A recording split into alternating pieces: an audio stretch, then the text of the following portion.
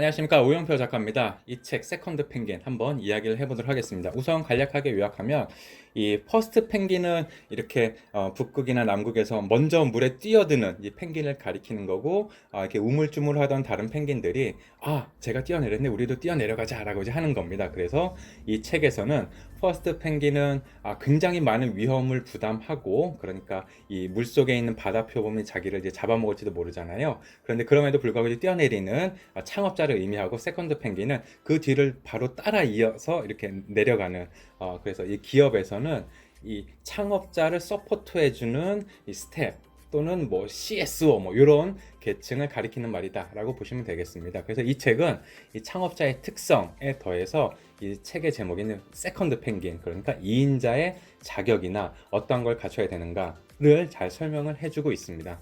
전체적인 책의 내용을 보면 이렇습니다.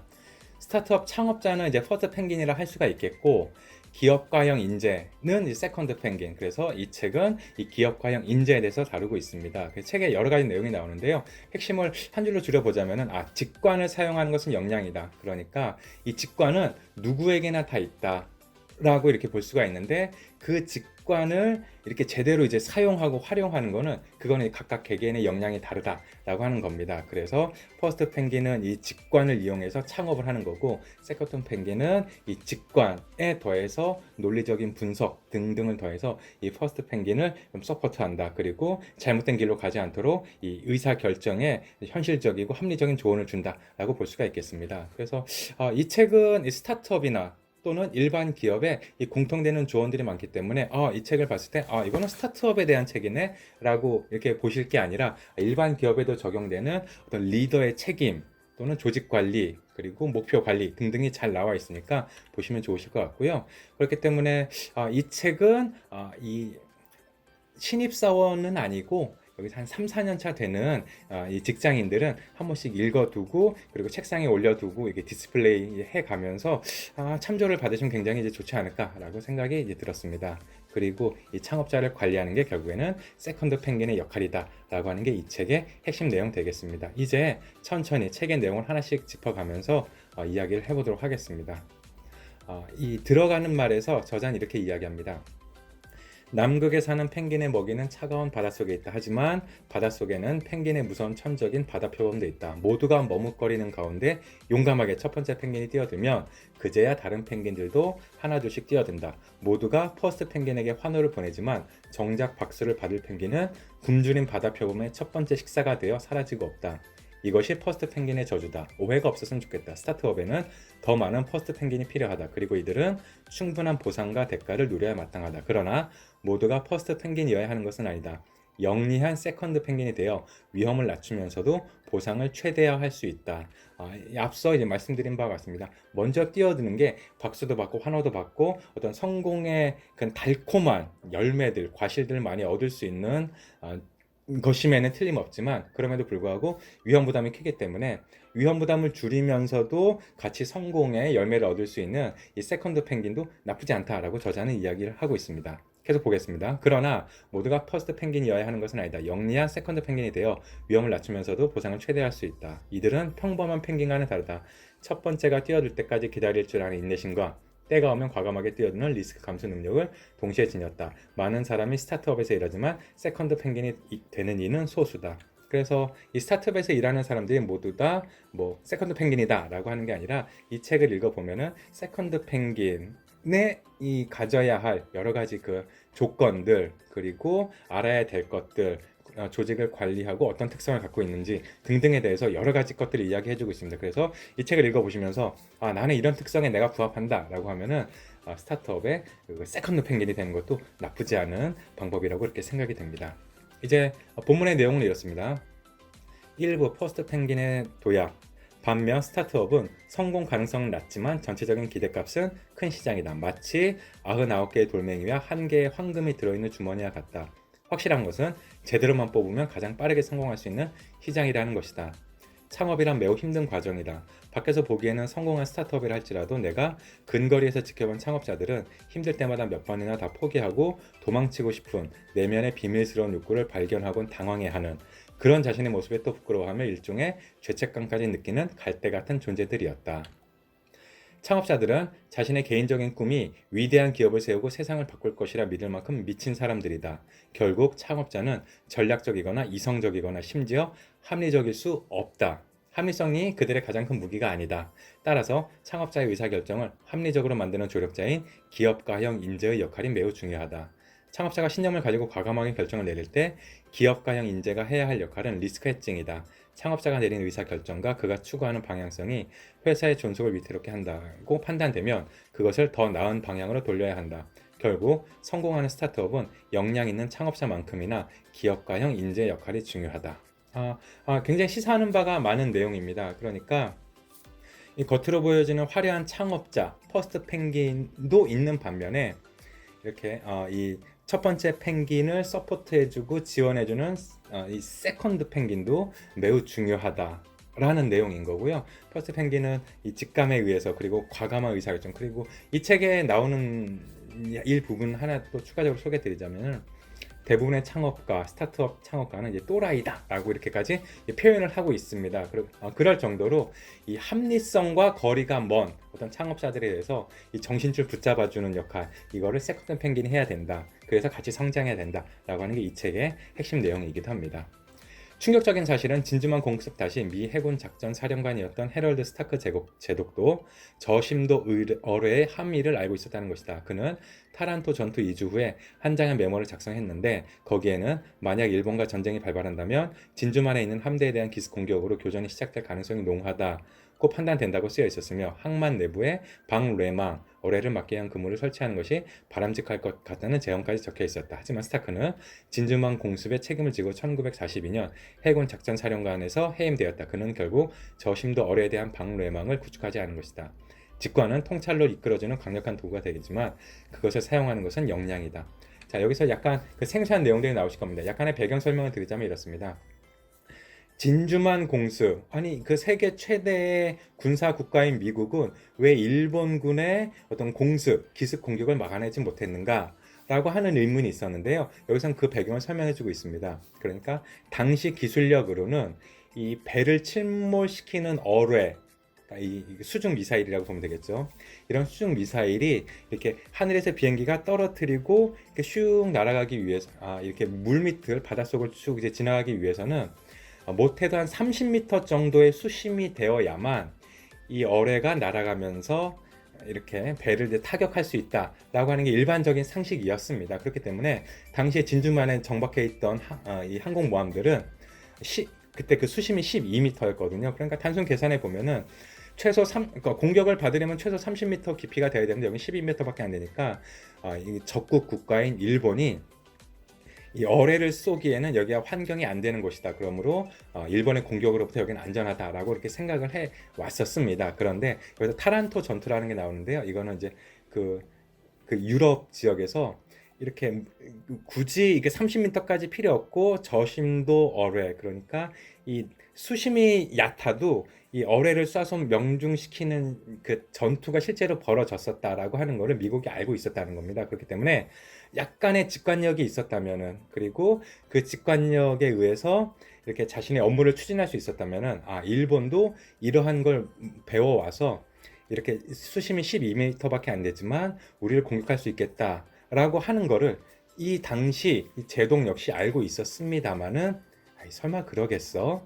그냥 메모나 한 장 남기자라는 걸 했기 때문에 결국 이제 해임됐다라고 하는 겁니다. 그래서 마지막 줄에서 저자가 강조하는 것은 직관은 통찰로 이끌어주는 강력한 도구가 되지만 그것을 사용하는 것은 역량이다. 그러니까 이렇게 이런 일이 있었기 때문에 이렇게 해도 될 수 있겠구나라고 하는 직관이 생겼어도 그거를 실제로 자신의 업무라든가 뭐 회사의 어떤 그 전략 방향에 이렇게 접목시키는 거는 역량이 된다라고 하는 거죠. 그래서 이 역량은 창업자에게도 물론 요구가 되겠지만 여기 있는 세컨드 펭귄에게 더 많이 요구된다라고 하는 게 또 저자의 이야기이기도 합니다. 가리 카스파로프는 15년간 세계 체스 챔피언으로 군림하면서 체스 역사상 최장기 챔피언 기록을 세웠다. 그에 따르면 보통 선수들은 게임에 졌을 때 어떤 수가 왜 나빴는지를 분석하는 것으로 복귀를 마치는데 이것은 1차원적 전략으로 결과론적 사고를 극복하기에 충분하지 않다고 한다. 중요한 것은 그 수의 이면에 깔린 의사결정 과정이다. 다시 말해 자신이 특정 수를 놓는 의사결정을 어떻게 했는지 분석해 향후에 의사결정이나 수를 놓는 전략을 어떻게 개선해야 할지 생각하는 것이다. 그 바둑도 그렇고 체스도 그렇고 이렇게 게임이 끝나고 나면은 곰곰이 이때는 뭐 요런 수가 좋았다, 뭐 요런 수가 나빴다 이렇게 곰곰이 다시 이제 생각해 보잖아요. 이제 이걸 복기라고 이제 표현을 하는데요.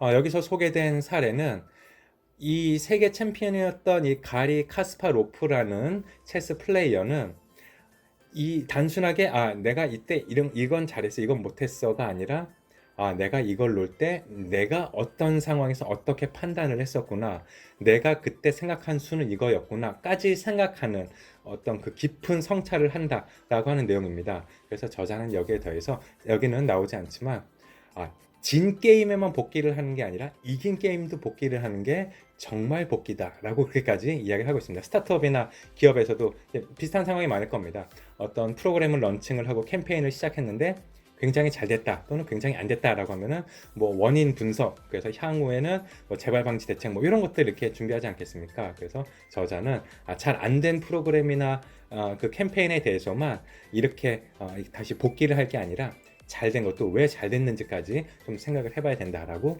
이야기를 해주고 있습니다. 리더가 책임지면 팀원들은 서로에 대한 비난을 멈추고 오로지 문제 해결만 생각하게 된다. 리더가 팀원을 비난하기 시작하면 끝장이다. 신임 리더들이 자신의 책임을 받아들이기 어려운 이유 중에 하나는 책임과 잘못을 혼동하기 때문이다.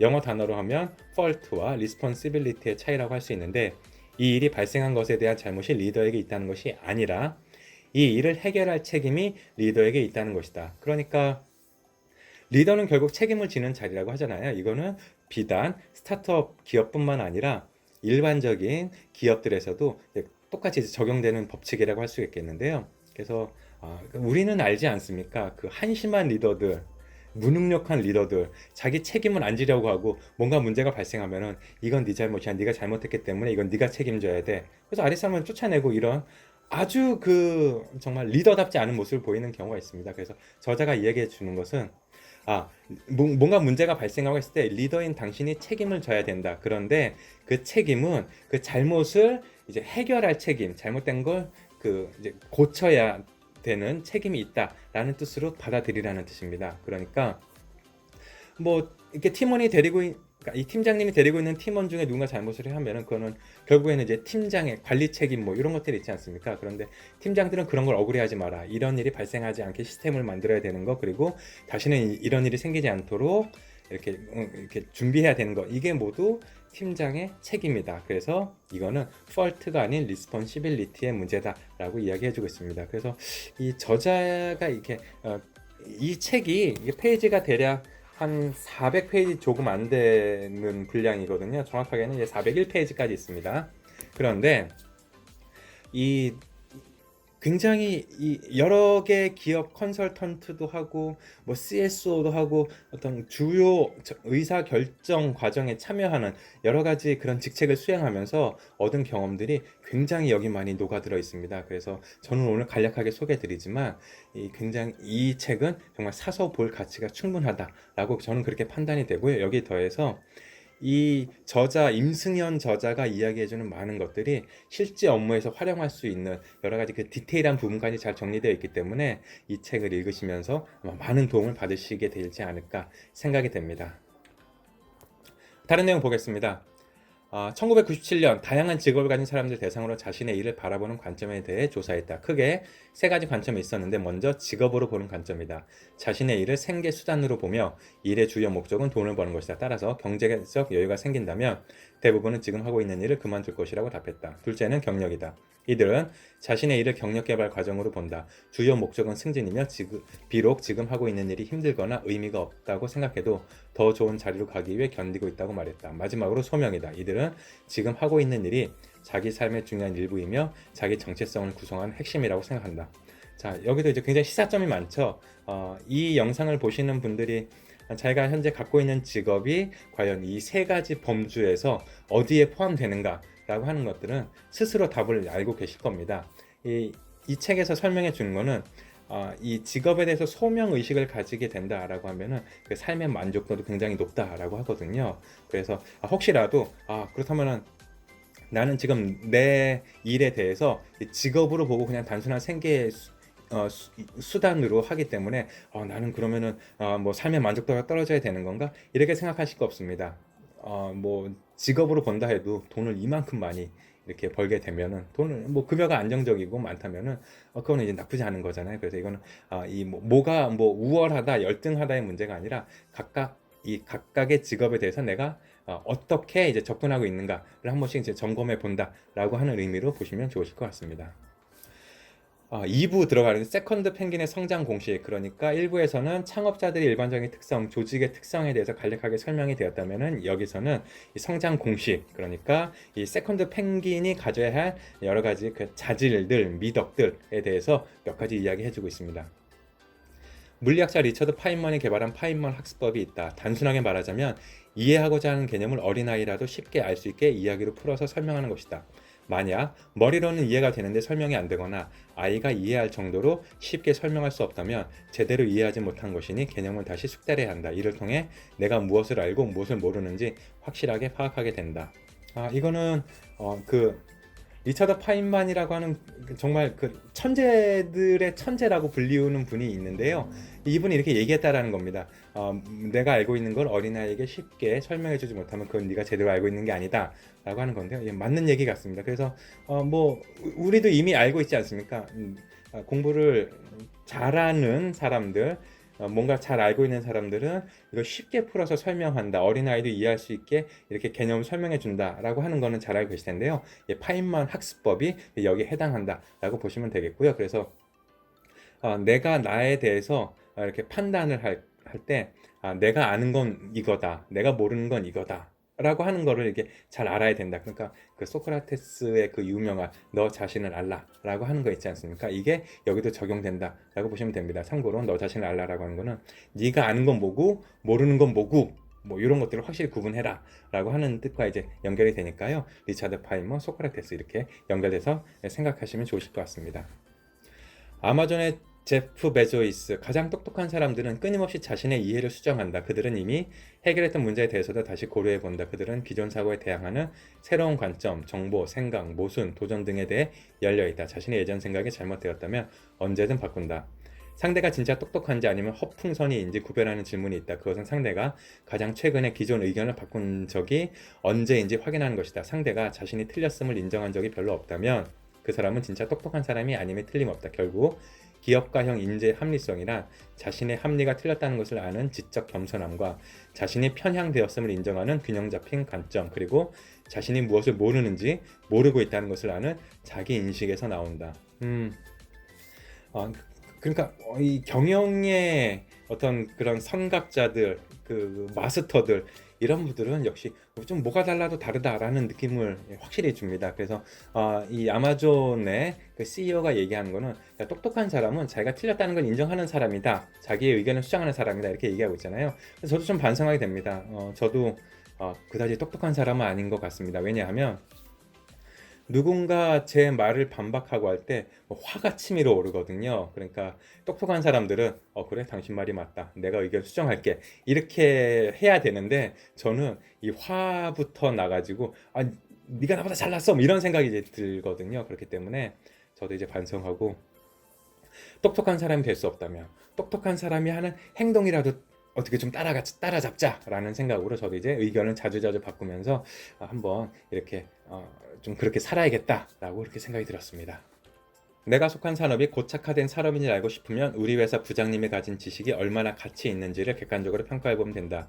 그가 가진 경험과 지식이 굉장히 가치 있고 신선한 관점을 던져주고 내가 가지고 있는 문제를 단번에 해결해 준다면 고착화된 산업일 가능성이 크다. 반대로 부장님이 가진 지식과 조언이 잘 맞지 않는 경우가 많다고 생각하며 변화하고 있는 산업일 가능성이 크다.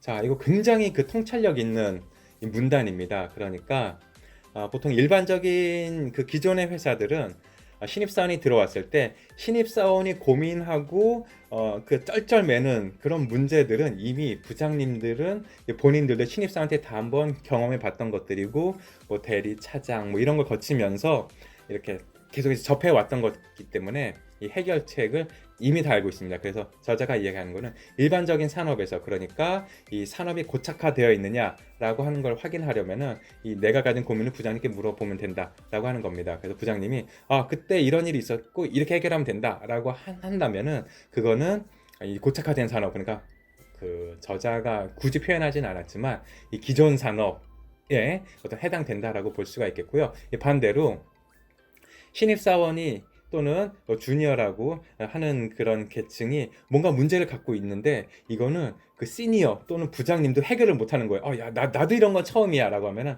이런 건 신산업이다. 그래서 그 밑에 문단을 보면은 반면 모바일 시대로의 전환과 데이터 처리 및 저장 능력의 비약적인 향상 등 기술 환경 변화로 인해 기존에 없던 시장이 탄생하고 산업 간에 경쟁하고 대체하며 때로는 연합하는 산업 환경에 속한 기업들은 정해진 업무를 해내는 것보다 문제를 찾아내고 업무를 재정의하는 역량이 필수적이다.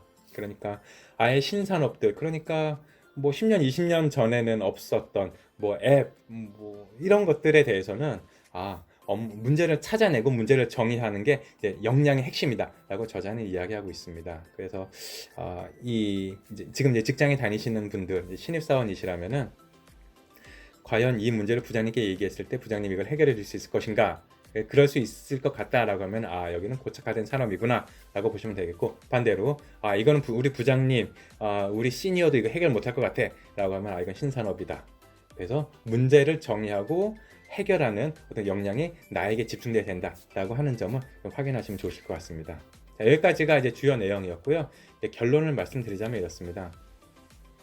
창업자 퍼스트 펭귄을 서포트하면서 같이 성장하는 게 세컨드 펭귄이다. 창업자의 정신줄을 잡아주는 역할. 그러니까 이 창업자 퍼스트 펭귄은 직감에 의해서 뭐 의사결정을 하는데, 세컨드 펭귄은 그러면 안 된다. 논리적인 접근을 해야 된다라고 하는 거고요.